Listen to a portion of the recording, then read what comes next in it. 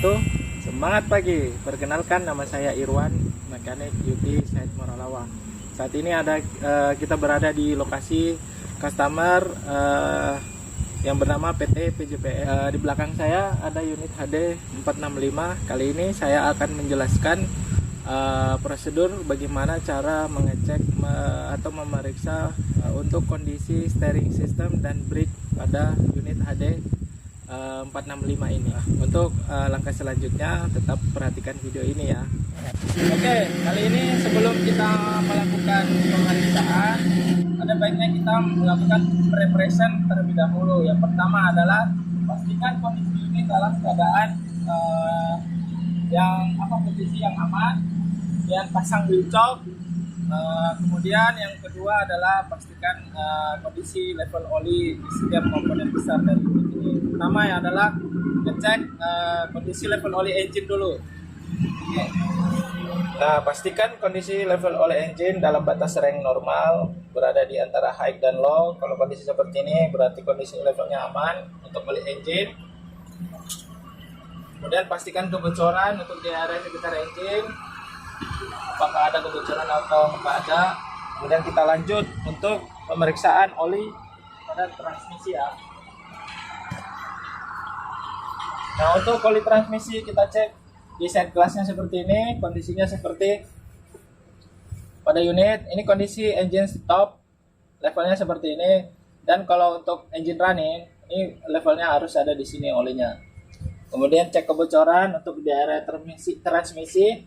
Kalau nggak ada kita lanjut. Untuk kondisi levelnya brake kita cek di side glassnya seperti ini. Kita bersihkan terlebih dahulu. Untuk saat ini kondisi oli brake normal, nggak ada kekurangan. Kalau misalnya ada kurang, kita lakukan penambahan untuk oli brake-nya. Kemudian kita lanjut untuk pemeriksaan hidrolik. Nah, untuk pemeriksaan oli hidrolik di sini side glass-nya pastikan kondisinya olinya level. Jadi kalau misalnya dia berkurang, maka olinya akan kacanya terlihat bening atau bersih. Nah, jika kurang, lakukan penambahan oli pada hidrolik. Di tutupnya ini ya, kita buka baru diisi. Oke, kita lanjut lagi untuk pemeriksaan oli final wrap. Jadi kita levelkan dulu final wrap-nya, kemudian kita buka. Pastikan olinya level di posisi di sini ya. Kita buka plugnya, lalu kita cek olinya apakah kondisinya level. Kalau kurang kita tambah. Kemudian yang terakhir pemeriksaan di final diferensial.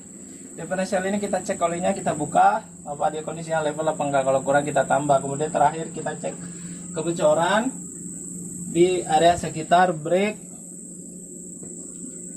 kiri atau kanan. Kalau semua kondisi aman, baru kita lakukan pemeriksaan steering system dan brake di atas kabin. Oke, tetap ikut.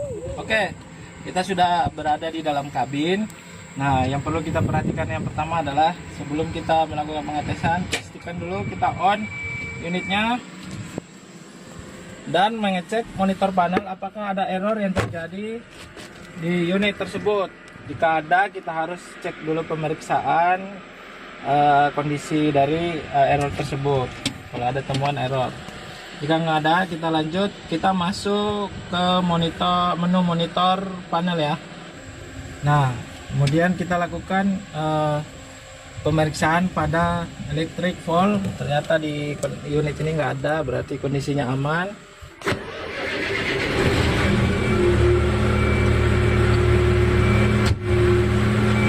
Oke, saat ini kita akan melakukan pemeriksaan untuk brake terlebih dahulu ya. Yang pertama adalah pemeriksaan charge valve seat pressure, di mana kita akan mengukur cut in dan cut out dari charge akumulator ya. Jadi kita masuk ke monitor panel, kemudian rear monitor, dan memilih ACC oil pressure ya untuk front. Kemudian kita posisikan engine full throttle ya, engine full throttle. Jadi pedal gas kita injak full, kemudian lakukan pengebrekan ya. Jadi pedal brake kita injak ya.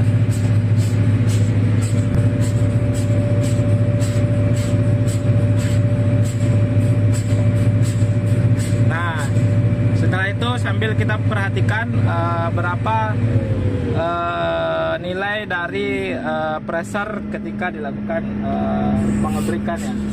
Untuk menentukan nilai cut in cut out-nya, setelah itu kita tekan pedal gas full throttle, kemudian kita mainkan service brake sambil diperhatikan kondisi dari pressure seperti ini. Nah, yang terbaca adalah nilainya yang paling rendah itu cut in, sedangkan nilai yang paling tinggi ketika di brake itu adalah cut out-nya. Oke, seperti itu. Jangan lupa dilakukan pencatatan ya di ppm sheet. Nah, kemudian pengetesan yang dilakukan adalah untuk mengetahui brake performance. Jadi untuk mengetahui brake performance itu ada service brake, kemudian ada emergency brake. Nah, emergency brake ini, dan yang terakhir adalah retarder. Ini ada retarder brake, dan yang terakhir ada parking brake. Ini. Nah, ini.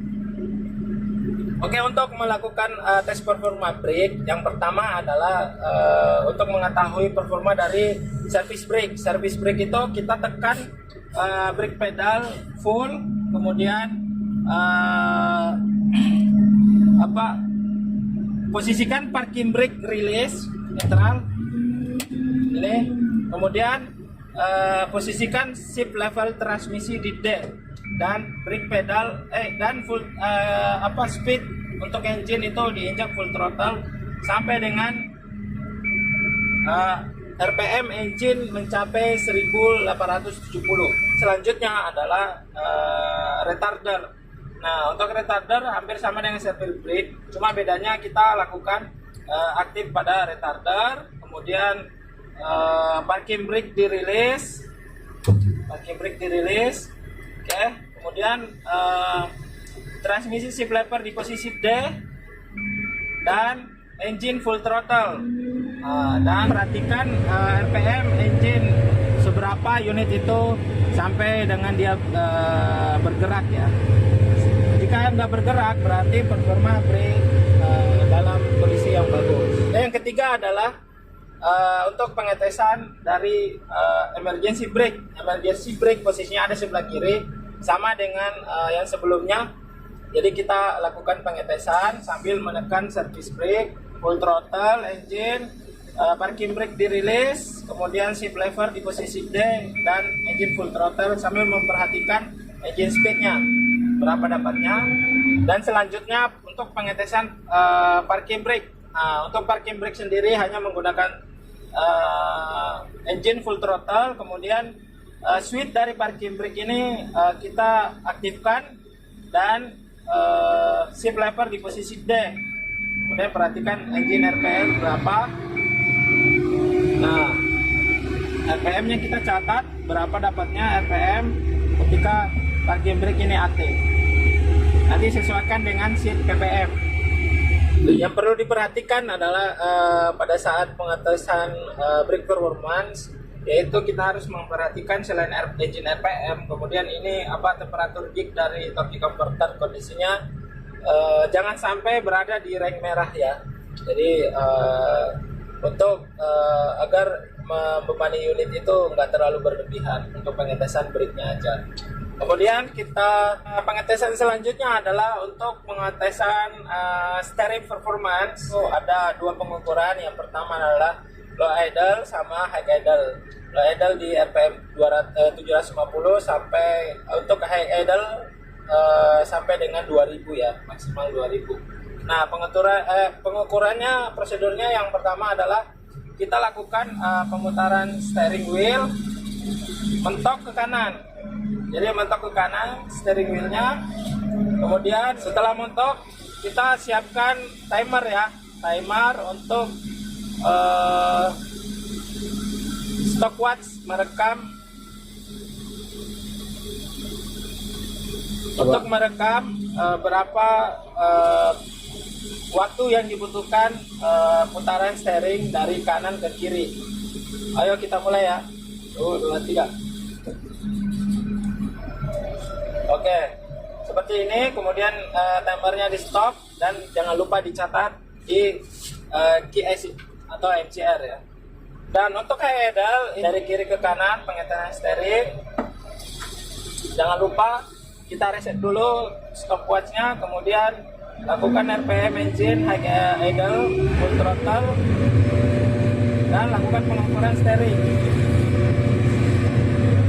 Nah, dapatnya seperti ini. Kemudian kita timer ini kita catat ke MCR ya atau KE3. Oke, untuk selanjutnya kita lakukan pengukuran untuk steering system ya atau steering relief. Nah, yang perlu diukur adalah menggunakan pressure gauge. Nah, kemudian potnya ada di sini. Kita lepas, kemudian masang coupler dan dikonekkan dengan pressure gauge minimal 400 ya. Karena steering itu sekitar 200-an kilo. Minimal 400 untuk pressure gauge dikonekkan di sini. Kemudian prosedurnya yang pertama adalah ketika toolnya sudah terkonek, posisi teman harus ada di luar ya. Di luar. Nah, teman satu di sini agar aman pada saat pengukuran. Teman satu lagi di atas untuk melakukan steering sampai dengan relief ya, mentok ke kanan. Kemudian full throttle, engine high idle. Kemudian teman satu memperhatikan pressure gauge berapa dapatnya ketika steering mentok, full throttle, engine RPM-nya. Dan kemudian kita catat di forum NCR3 atau PPMC. Selanjutnya adalah untuk pengetesan pressure brake. Nah, yang pertama di sini kita berada di front brake, posisi front brake. Yang perlu dilakukan adalah sebelum melakukan pengetesan kita pasang dulu toolnya. Di sini kita lepas nipple dari bleeding dari front brake, kita lepas, kemudian kita pasang coupler untuk menghubungkan nanti dengan hose dan pressure gauge. Nah, jadi kita pasang toolnya di bleeder valve ini, kemudian pressure gauge-nya kita panjangkan keluar ke sini agar supaya teman yang melakukan pemeriksaan itu aman dari kondisi unit ketika berjalan ya. Kemudian teman satu lagi di atas melakukan brake performance sama dengan prosedur dari pengetesan brake tadi. Kita lakukan pengukuran pressure brake. Yang pertama adalah pastikan kondisi area sekitar aman, teman kita aman untuk pemeriksaan pressure gauge-nya. Kemudian lakukan aba-aba ke teman yang di atas untuk melakukan pengetesan brake untuk pressure-nya ya. Jadi yang pertama tekan brake pedal dengan maksimal, kemudian rilis parking brake dan posisi transmisi netral, maka akan terbaca berapa dari pressure gauge untuk front brake ya. Kemudian kita catat berapa hasilnya. Begitupun yang dilakukan untuk rear brake, sama posisinya yang kita lakukan di front brake. Kemudian yang retarder dan parking brake posisinya juga sama.